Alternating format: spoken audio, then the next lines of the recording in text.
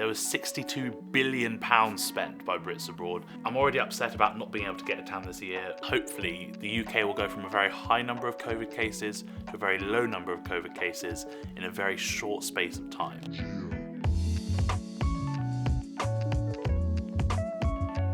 Hello, welcome back to the Culture Business YouTube channel. My name's Jake, and this video is going to be a bit topical because we're going to talk about Grant Sharp's recent comment to the BBC.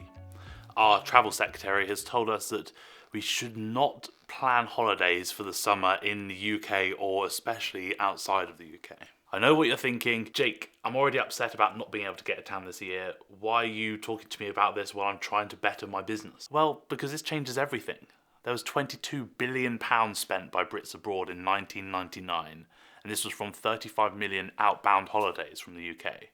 And this kept increasing up until now. 20 years later in 2019, there was £62 billion spent by Brits abroad, and this was from 58 million holidays.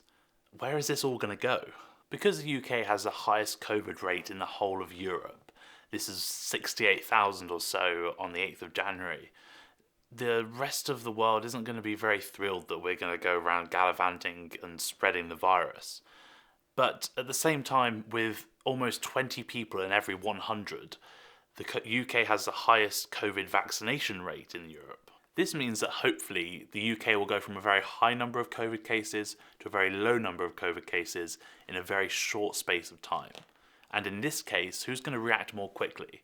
The government just changing the lockdown rules, or other countries changing their international travel rules, the Brexit regulations, and then you booking a holiday? Don't forget, last time we booked holidays abroad, a lot of people lost money on flights for cancellations and things like that. Although we are discouraged from booking holidays in the UK, as a business person you should be able to see the trends from what we saw last year that provoked a similar mentality to the one that we're going to be forced into this year: holidaying in the UK.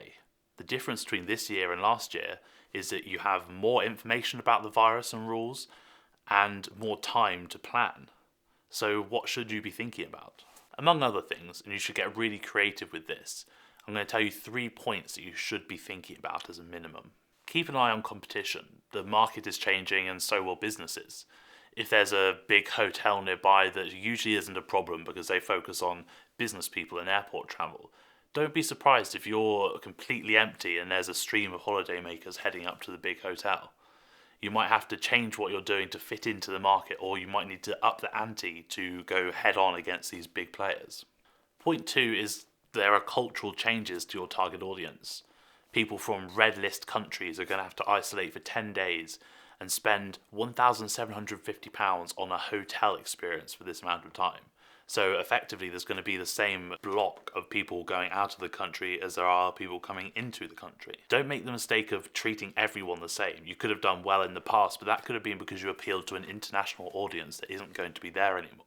You should have data about demographics and psychographics of your past audience, which if you're running a B&B at a hotel is fairly easy to gather. Use this to identify whether you might be at risk of the changing audience, and then do your research on culture and consumer behaviour to find out what you might need to keep the same and what you might need to change. Point 3, enabling business emergence.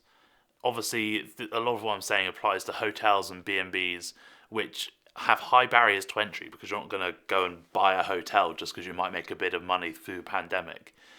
What you've got to think about is how can you help these other companies run more efficiently.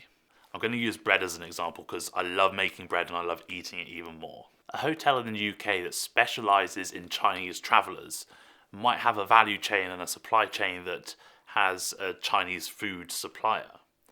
And bread in China is very different to bread that we have in England. Bread in China is more of a sweet treat. When I was in China, there was a passion fruit bread, and I can say for certain that not every British traveller will be wanting that for breakfast. As these businesses try to adjust to a new market, a supplier of artisan bread perfect for British hotels could come along and really help them out, and you can therefore profit from this emergence of the UK holiday culture without having to buy a hotel. I hope these tips help, and the business view of not being able to go on holiday is very informative for you. And if you like this video, well, go below and like this video. And if you're going to implement some of these tactics into your business, then comment and let me know what you're doing, because I'd love to hear all your stories.